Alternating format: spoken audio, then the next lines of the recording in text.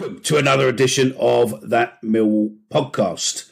Those of you watching on YouTube, you will see a familiar face, unfamiliar, but he's back, the one and only Omer. How you doing, fella? You all right?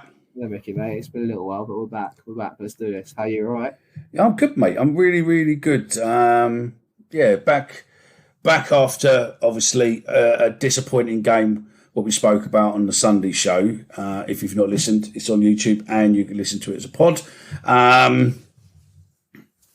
It was a disastrous thing. But, I think maybe what we do, first off, maybe we'll talk about what we done during the Remembrance game and obviously the bits and pieces with that. And then some thanks to certain people. And then... and tell them what we've got planned for next week. And also maybe part two, briefly, we hit on the Preston game, which is obviously Saturday, which is our last game before the World Cup. And then, we'll go from there, I suppose. So, we'll talk about the new show. We'll talk about bits and pieces. And, I suppose that pretty much probably nails it. So, hold on to your seats. We'll be back straight after this.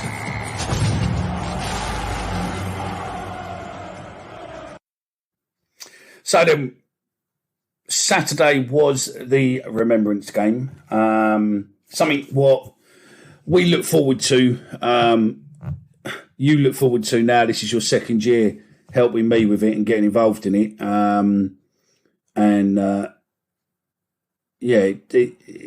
Quite a bit goes into it, I suppose. Quite a bit on the group chats, quite a bit with making sure people are where they are and all that lot. But your second year on the pitch gets any better or gives a different feeling? No, it's always good, mate. I think like being pitch side, obviously the day itself, obviously, doing it for the cause that we all know about, the Poppy Legion and giving, the Mill fans a chance to say thanks to all these people that give up that do their jobs for us, the real heroes in our lives, really. So, no, it's being pitch sides and hearing the last post and how quiet it can be on that pitch. And even I think it's even hearing Let Them Come when you're out there, it's different. Like when you're in the crowd and you're clapping, you don't realise it just feels like, is everyone here? This feels weird. But when you're pitch side and you notice the difference, I think, and for the players, I imagine that's the boost they look for, really. I think, don't they? And I think you can understand when you get Gary Rowett come on, or Neil Harris and previous managers when they've come on and they've gone. It's so important, that 12th man, and from sitting in the stands or sitting high up in the South Block, you wouldn't. Not that you wouldn't understand it, you wouldn't necessarily understand how loud it is until you get pitch side. Once you're pitch side, the level it's unbelievable. I mean, you can pretty much hear every voice in that stadium, singing, shouting, do whatever whatever they're doing, you can hear it. And it is, if all three corners like they are immediately after last post when everyone roars, it's tingling, it's bone tingling, isn't it?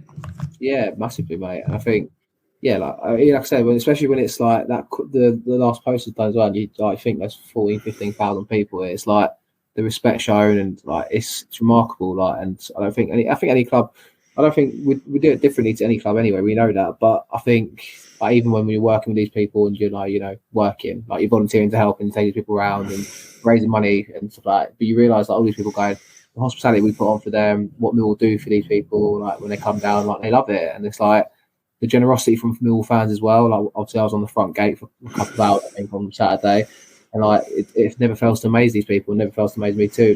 People coming up with nifties, putting money in. It's it's different class, mate. And it's what it's for. It's what it's about, isn't it, mate? It's top day and loved every bit of it. Unbelievable the amount of money Millwall fans give, and I don't think there's ever been a year which. It was amazing. I done a show with Bomber last week, and he turned around and said it's our 6th year this year, and it was hard to understand that it was our 6th year, but it was our 6th year, and I don't think there's ever been a year yet, and this Saturday was again the same thing from the new boys who come, but they're all unbelievable when they come back and they go, someone put like 50, 40, 50 pound, 20 pound in the bucket. And I said, do you want change? And they were like, no, don't be stupid. Do you know what I mean? Yeah. And you know, the amount of them who come up and said, you know, people are wanting pictures with me. People want to shake my hand. People are telling me, well done. People are doing this. And, you know, I mean, I think one of the best comments I got was from one of the Northern guys. And he said, I thought Millwall were, you know, like punch-ups and trouble and all this. He said, you know, everything what you hear and you read and everything else. He said, but I've not seen one person be negative towards us or negative towards people. He said, it's just the respect. And he said, mate, I've got a completely different attitude towards Millwall. He said, I think Millwall are great. Everything about it, from the fans to the way the club treat. I mean, let's not rule out the club. I mean, the club were fantastic. I mean, let's not rule out we're going to them in a set, but let's just say, you know, the club, Billy Taylor, and Shona was an absolute star on Saturday. I mean, you know, she was fucking running around all over the place, dealing with normal stuff, as well as being there for us when we needed her. Superb. We've got a real asset for the fans there. She's superb. Billy Taylor for arranging stuff, you know, Veronica and that for sorting out the beers and stuff like that for the and the food for the soldiers. And I think we need to give a massive, massive thanks. What we kept under our hats for a long time, but Husky was superb, definitely. And also Micky as well. You know, another box owner who got involved and brought extra veterans along, put us in touch with some veterans to come in our box, not our box, in the Husky box, where we'd arranged some Falkland guys.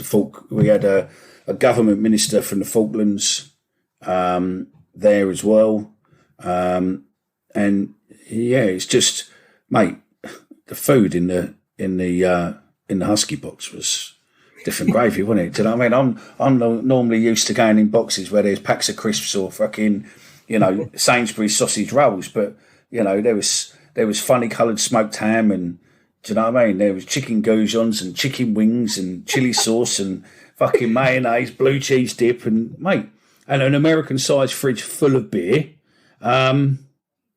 Yeah, it was good. I don't recall the food too much for us. I just recall the fridge full of beers. I mean, that's probably where we differ a little bit, to be fair.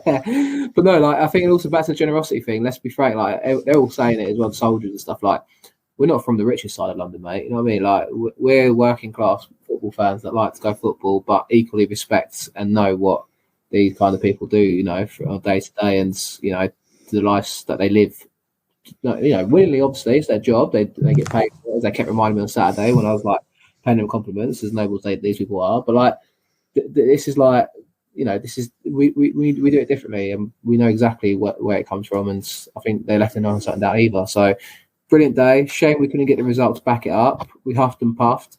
I know you obviously spoke about on the show on Monday, and it was a great show.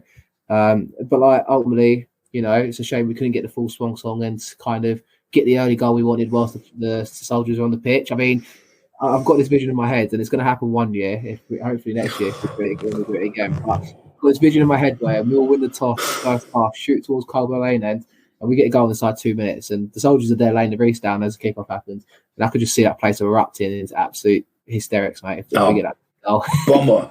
I mean, I've got the video, so I'm going to put out later this week, but I basically followed Bomber, like where they come along and come in front of the crowd, and Bomber's obviously got the badge, which we went on to the last show, and we're speaking to a lot of the armed forces lot next few days for a show for next week, and he's got a Millwall badge on the inside of his jacket, and I seen him undo the jacket, and I'm thinking he's going to do it in a minute, and then he didn't, and then he was getting there, and all of a sudden he's just gone, and the crowd's just gone absolutely Garrity, and I'm like, you know, it's the same every year. You're like, you're one end, I'm obviously the other end of Coldblow Lane. You're like, if you're sitting in Coldblow Lane, you stand to the left, I'm to the right, and I sort of channel them all up, and then you make sure they're out through the door there.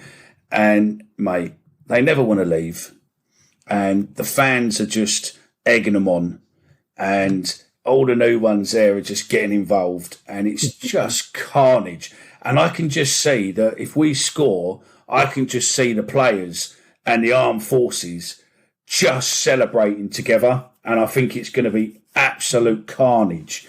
But it's good.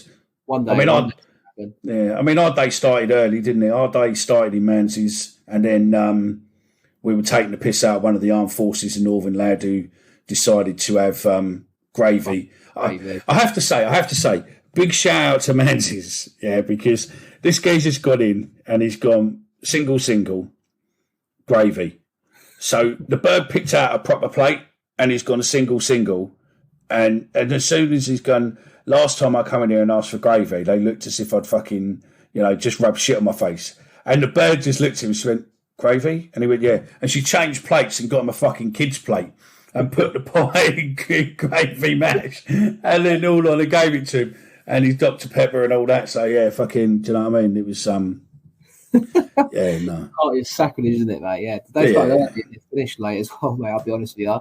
We ended up in, obviously, the Stanley. Oh, you went out on the piss with him as well, didn't you? Yeah. It was good fun. And then we ended up London Bridge, a few different places. But, yeah, it was a good Saturday. And, that's what it's about, They enjoy their day. They do their bit for us, It's all good. Me and you stand there with a box saying donate to the Poppy Legion. It's different when there's people there that have been to the Falklands War. I was standing with two older chaps at the gate who served the Falkland War. Do you know what I mean? It's like, this is what it's about. And, they do their bit, but Millwall fans do their bit untold back. So, yeah, mate, great day.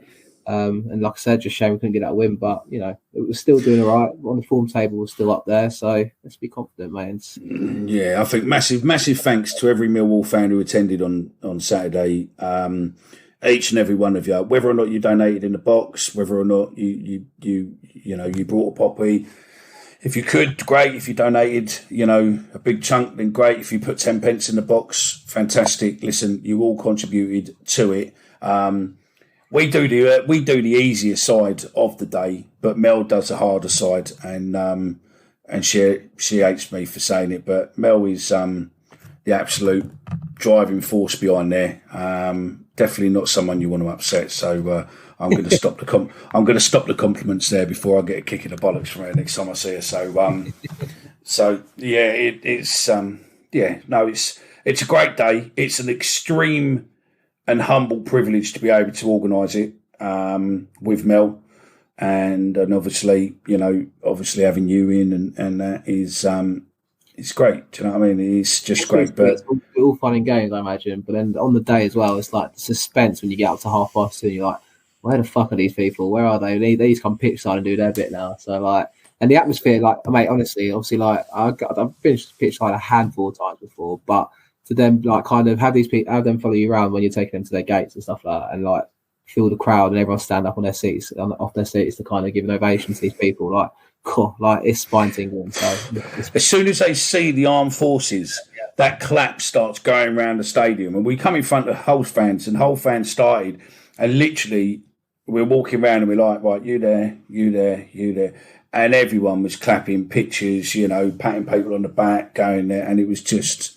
It's immense every year, mate. I don't think there's been any year so far where I've just not felt so proud to bring him to our club. Yeah. Do you know what I mean? And you tell them beforehand, we have meetings, you're on the group chats, you see the group chat saying to them, listen, Millwall fans will love you. Millwall fans are fantastic. Whatever preconception you've got, get rid of them. You will not feel anything with better than this. This is pure emotion on the day. It's fantastic, and it never fails, does it? Millwall fans are the best in the world. We know that. We're fucking Millwall fans, so of course we're going to say that. So it was disastrous result, but. Hey ho, it is what it is. Do you want to say anything? Go on. Sorry. I was going to say, do you want to say anything about the whole game in any particular detail?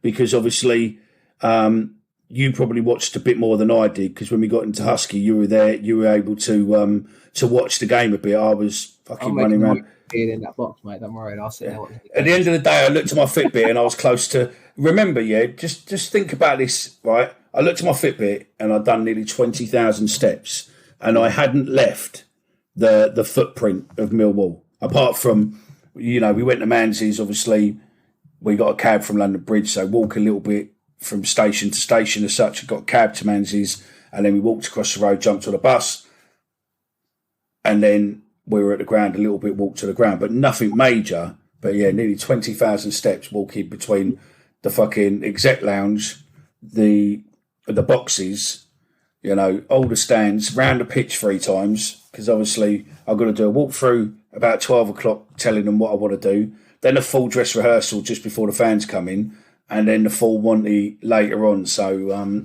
yeah. I somehow managed to get to 5,000 steps, and I reckon that's something to do with the fact that I went for a little boogie in London Bridge afterwards. So.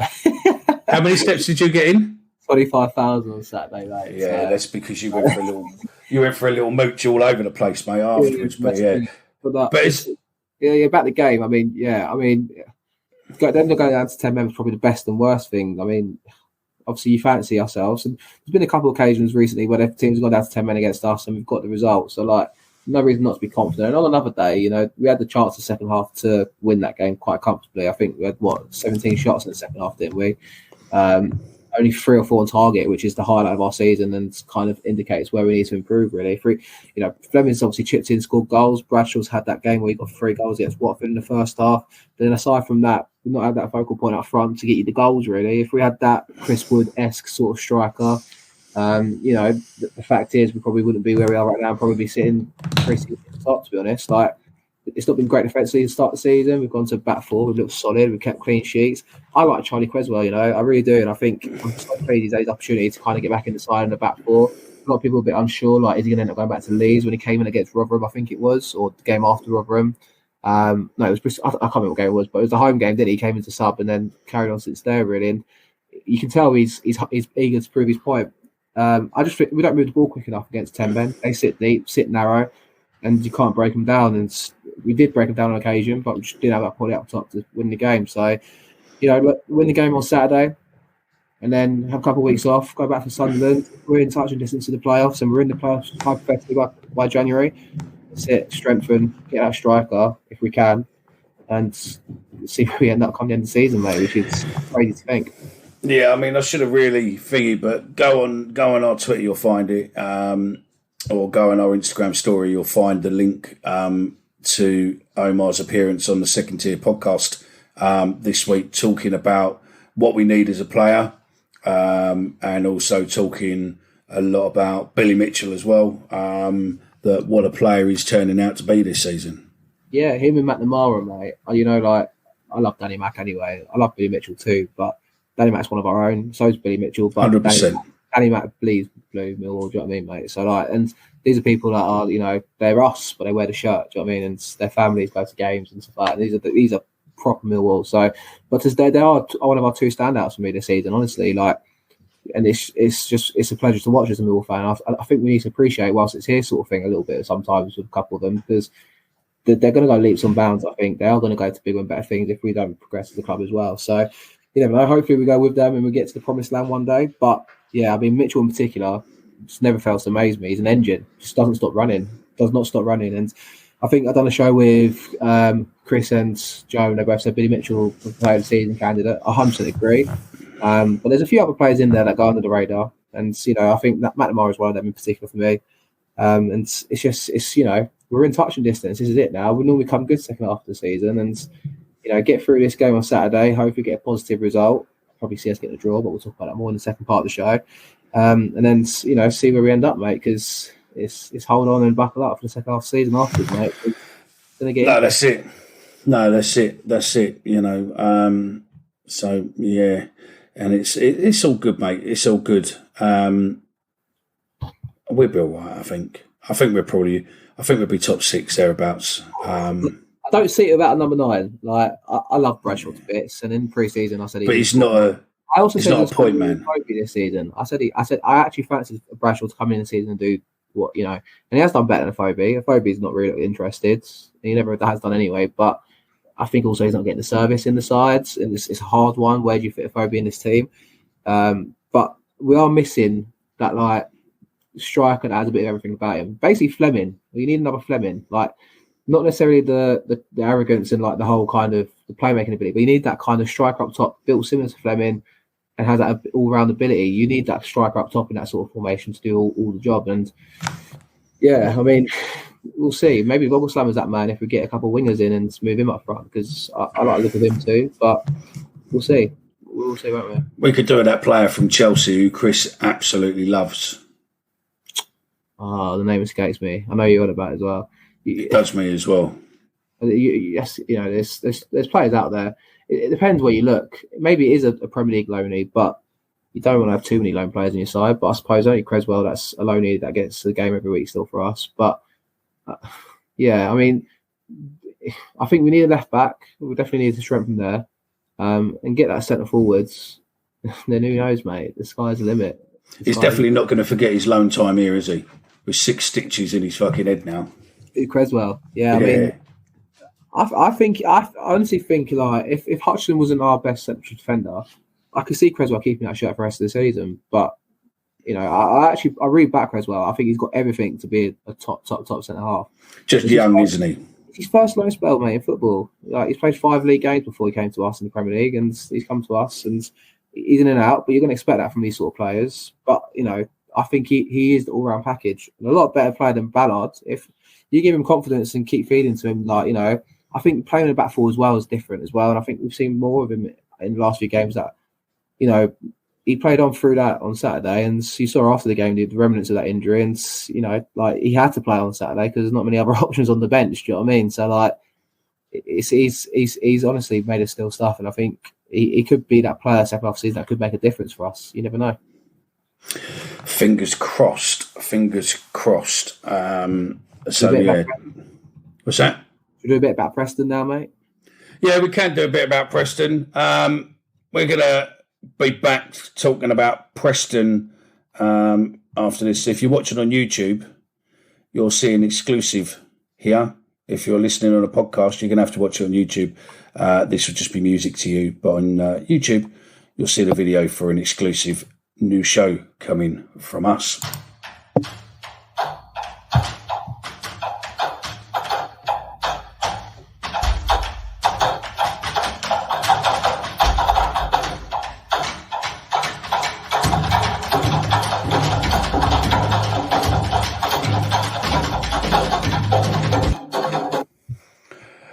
Welcome back. That might be a bit echoey for you, possibly, because I think I could hear. Show, ain't it? No? What's that? No. No. The reason that name was on the original flyer was because I didn't have enough room to put the interactive Millwall fan show, so it just went easier.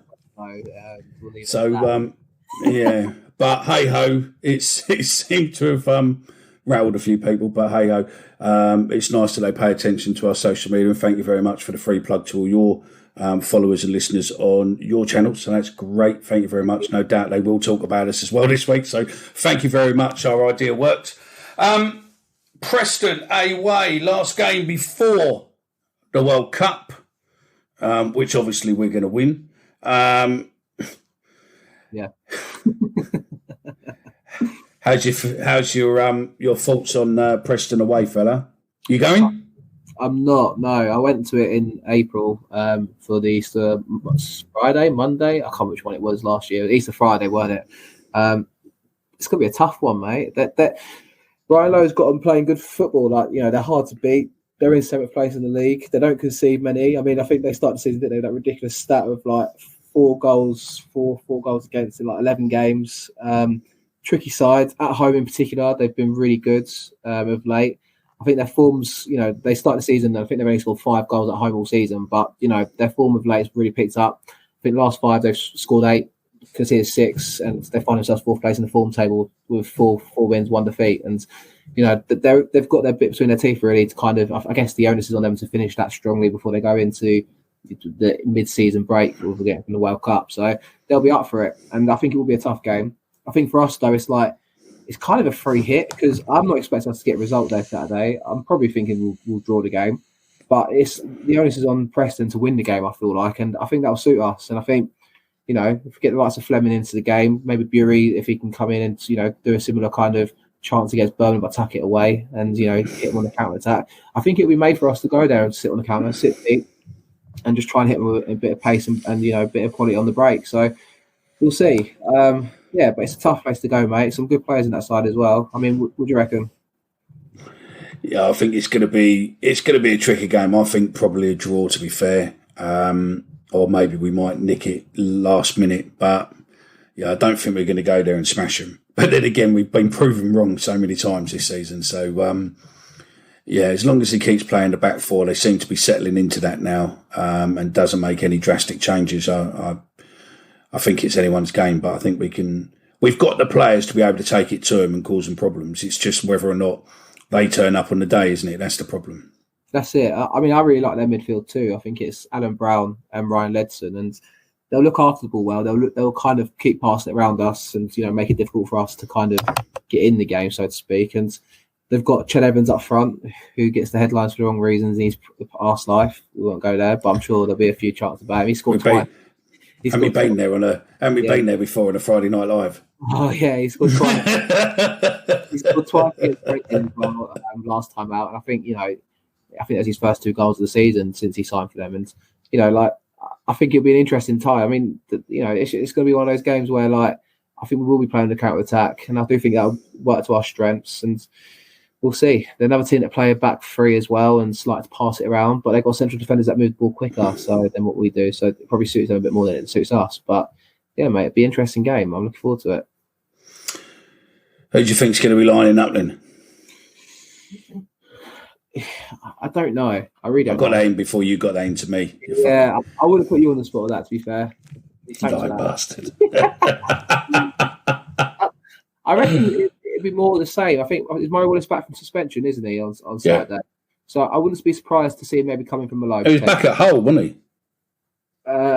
Is he not got a 1-game suspension, Mo Wallace?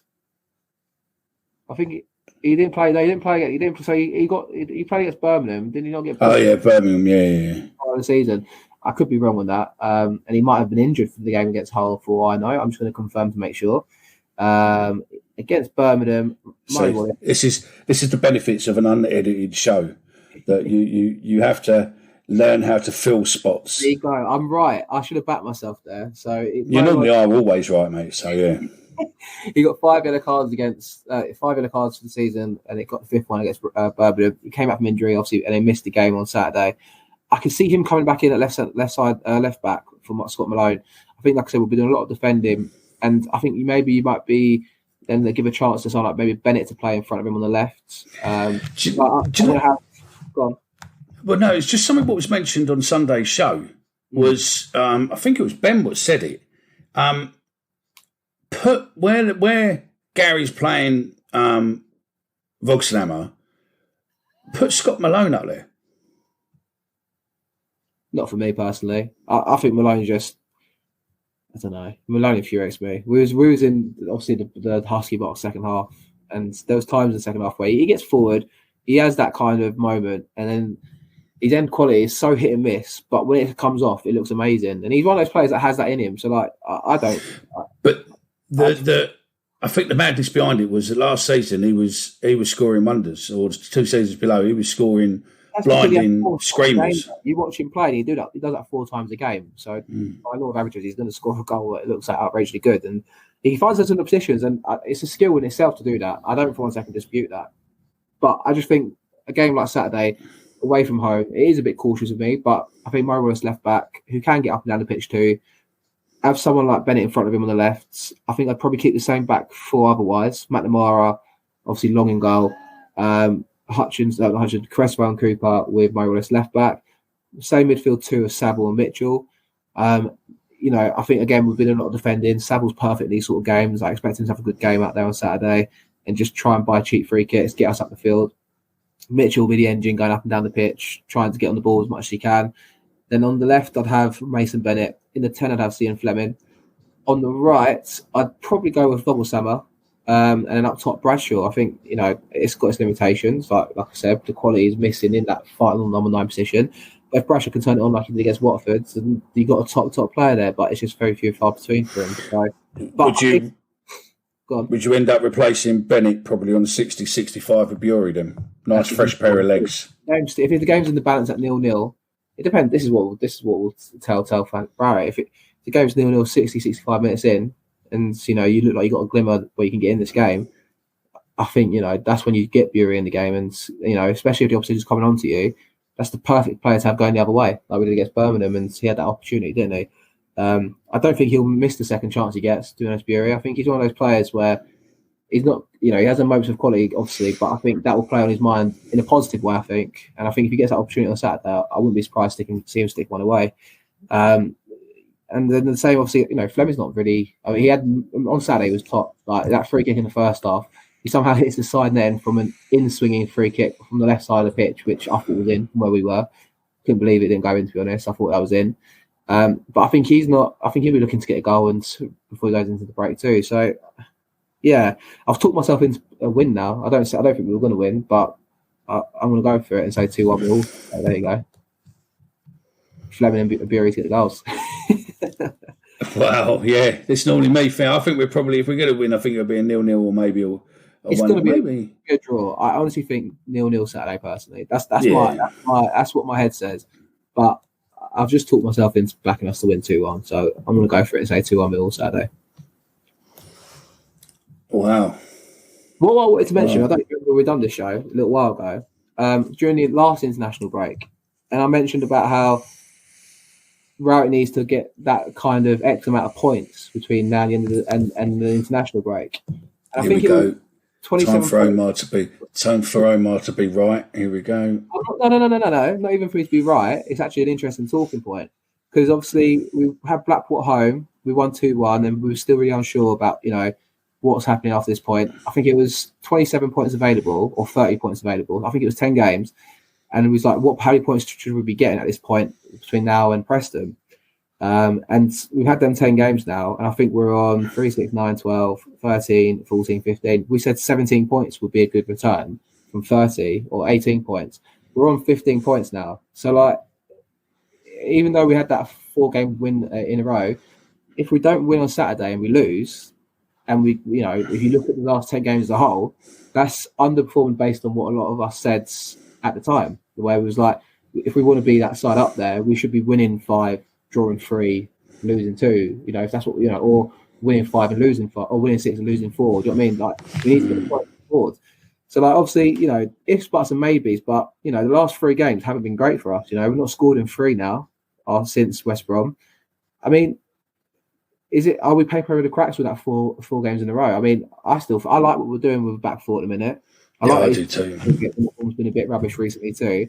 But, we lose on Saturday because we can easily be 5-6 points off the playoffs, even though the season's still young and early. And we've got a game in hand because of the Sunderland game. Not the Sunderland game. What game did we get moved? There's a game we got moved, I remember, at one point.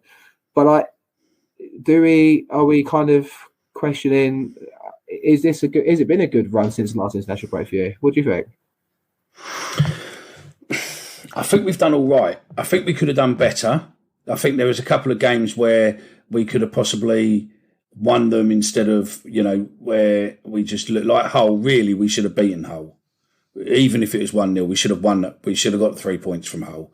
Mm-hmm. And there was maybe... We could have beat Rotherham. Yeah, Rotherham was probably there. But then that would have put us on... That could be potentially... So that would have been 18-21 if we'd have got other ones. We could have been going into this game on 21 points. Well, the point of my question is we wanted this X amount of points, but we're Millwall in the Championship. So, should we not be happy with what we've been doing? And this is the fact. We are 10th. So, 10th at this time of year is not a bad place to be, 11th. It's not a bad place to be, really, is it, to be 11th? No, of course not. And that's great. That's what I'm saying. So then the onus is on them second half of the season after the World Cup to go on then. Let's see what we can do. And if he gets back to get a striker, which I think he wants, then who knows? But then this is it. So what should the expectations be, or what the ambition is this, the ambition is that. So we're mid-table in the Championship. We've got to be grateful for that, haven't we? Because we're Millwall. But then again, like, is the Championship that great? It's like it's always an interesting talking point, and always. I think, it's going to be. We're going to get more into these ideal talking points. We're coming to the end of this now, so we might as well tell people what's coming as such. There will be some more teaser videos coming, but basically Sunday nights now we're going to be running on YouTube and Facebook. We're going to be doing like what we do with the Twitter space, but we're going to be doing it on YouTube and Facebook, basically broadcasting live, taking your points, raising some debates, and just really doing a topical, interactive Millwall show. A bit like what we used to do back in the day, nearly 2 years ago, I think, roundabout now, when we used to do Friday Night Live, but we're going to do it on a Sunday night. So if you're not already subscribed, get yourself subscribed to YouTube. Make sure that you tick that bell so that when we put the notification up of the show, what's coming along, you'll be able to get a notification and obviously join us.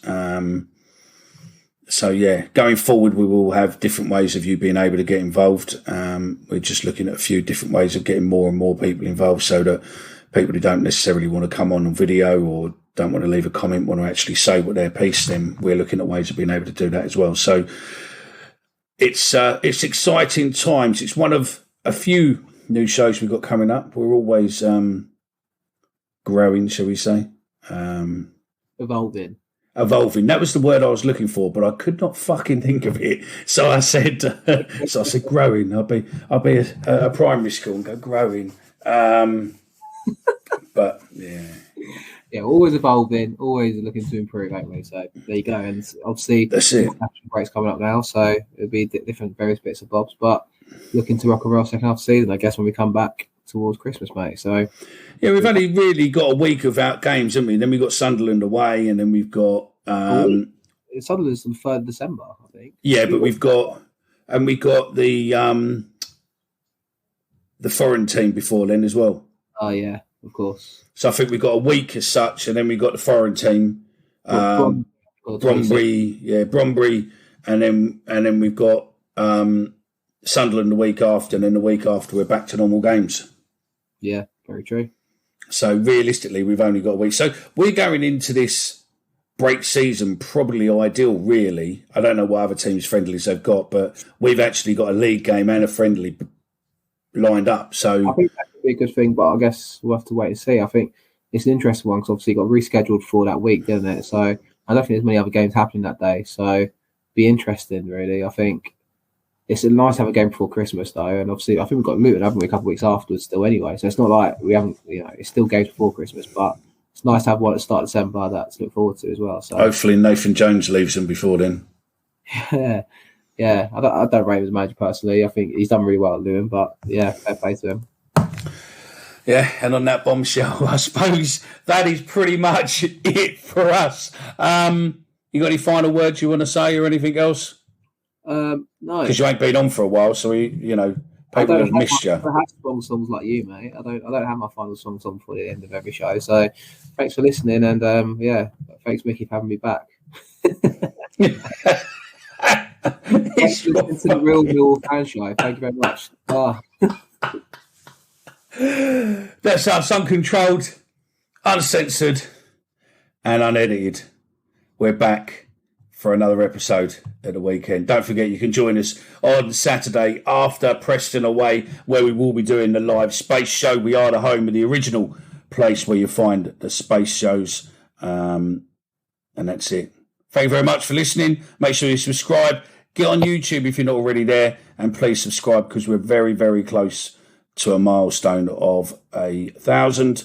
And that means that YouTube gives us some extra keys to some doors and gets us in front of even more people. So thank you very much. Bye. Goodbye.